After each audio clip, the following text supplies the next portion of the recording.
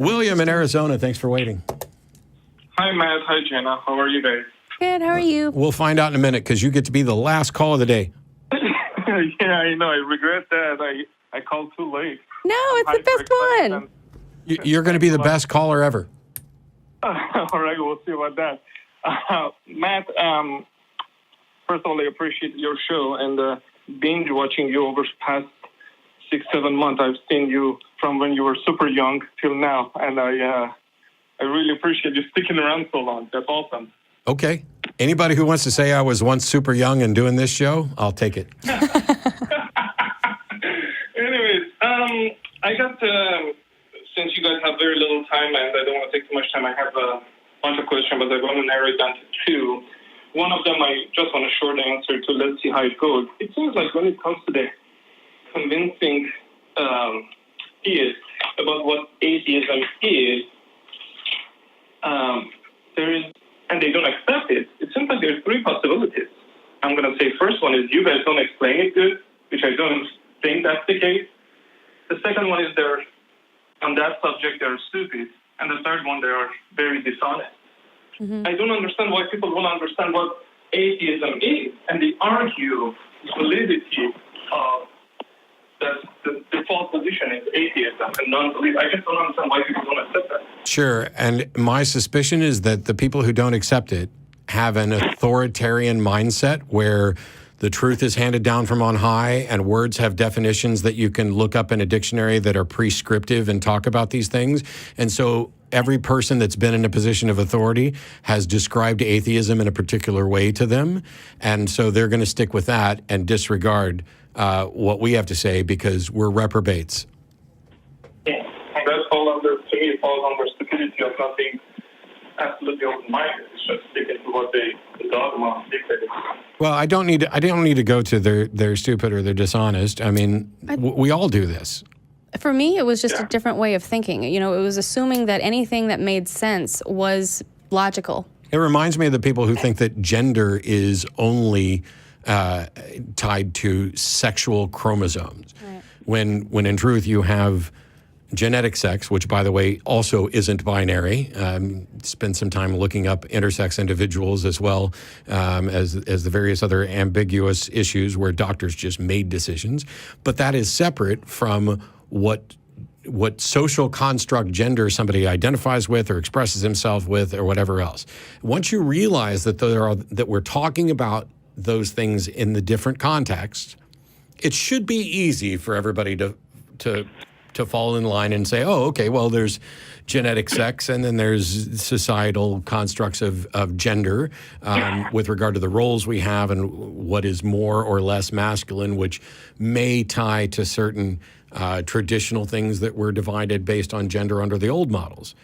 Here's the problem.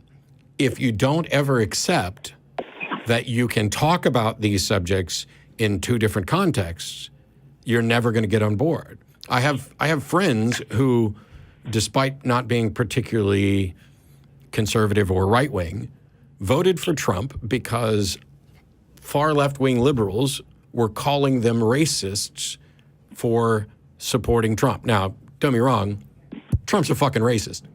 But there are people who, or I should say he has said and done racist things. That would be more accurate. There are people who will never recognize that there's a difference between implicit racism and explicit racism. Whereas explicit racism is the KKK and we're going to burn crosses and we're actively working to oppress the people we hate. And then there's implicit racism, which often gets tied up in this notion of systemic racism, where we've imposed rules, perhaps not for the reason of intentionally marginalizing a group of people, but the rules we make have the effect of marginalizing those people, where we make certain rules with regard to drug use and whatever, and all of a sudden there's far more African-American males locked up in prison than not. That's systemic implicit racism. Nobody had to hate them because they were black to do that. They just had to not care enough that the rules that they were putting in place had those effects.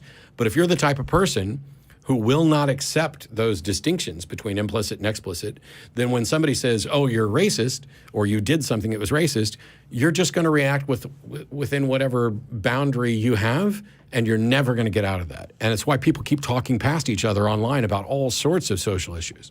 It's a different way of thinking. It's the idea that you are wrong I am right until you can prove me wrong. Right. It's the idea that there is a right and wrong, that there is a black and white, that there is a yes and a no, and the idea that it's not everything on a spectrum. It's the idea that anything different is bad. You know, when it comes to different race, different religion, different, you're from a different state, you're from a different city. There's different reasons to put people into a group and say, oh, you're different, so you're bad.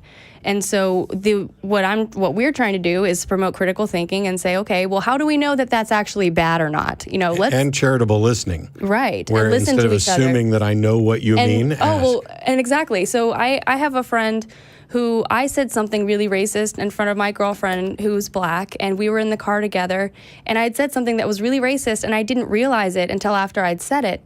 And she took it so well. Like, I'd said it, and she just didn't say anything. And I heard what I'd said, and I said, oh my God, that was really racist. It was somebody had been pulled over by a cop, and there was like 3 cop cars behind this person, and then you pass them and you see, and I was like, it was just like this little old white lady. And I said, oh, that's just a little white lady, like, why'd they pull her over? Oh, wow. And then I was like, oh my God, that was like several different levels of prejudice.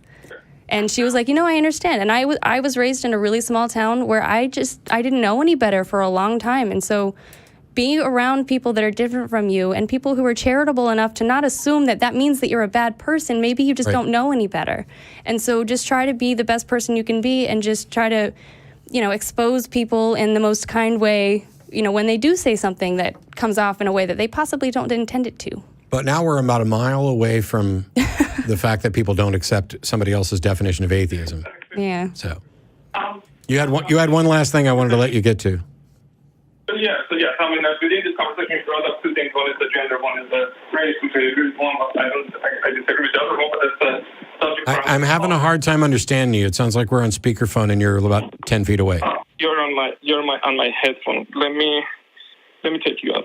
Oh, can you guys hear me any better? Yes. Yeah. Awesome. So I will talk about gender in a different call. But my main question, which I don't know if we're gonna have enough time or not, it's something that I emailed you about 4 or 5 months ago, and I understand you were busy. You never got back to me on that. But I want to bring it up about morality. I generally accept what you describe, or Sam Harris described, that morality, if I were to accept there is such a thing as morality, and I would accept that it's well-being of humans and whatever surrounds us. So first I want to define it. If I summarize it in one sentence, let me see what you think about it. If I say morality is an act that maximizes or sustains the well-being of humanity for the maximum amount of time, that's how I look at it. We want to have the best possible outcome of our acts for first humans, and then whatever surrounds us, from animals to planet or whatever. Okay. I call that morality, which I hopefully I'm on the line. But sure. where I have a problem with is this. I'm going to ask a question. Matt, is there ever, because this is your favorite subject, is there ever a scenario that slavery can be moral, in your opinion? I'm not aware of any where owning another person as your property and violating their bodily autonomy could ever be considered moral. There are certainly situations that one could invent where some facsimile of slavery could be viewed as moral, just like I don't think there's ever a justification to shoot someone in the head and kill them just because it makes you feel good. But I could certainly come up with a scenario where the most moral thing you might be able to do would be to shoot somebody in the head and kill them. And so you could certainly come up with a scenario where the best thing for someone is that they work for me. But I don't know how we could come up with a scenario where the entirety of slavery, this notion that I own another person as my property that I can sell and trade and pass on to children in such a way that they don't have the right to live their own life, I can't think of a scenario where that would be acceptable. I'm with Matt on that.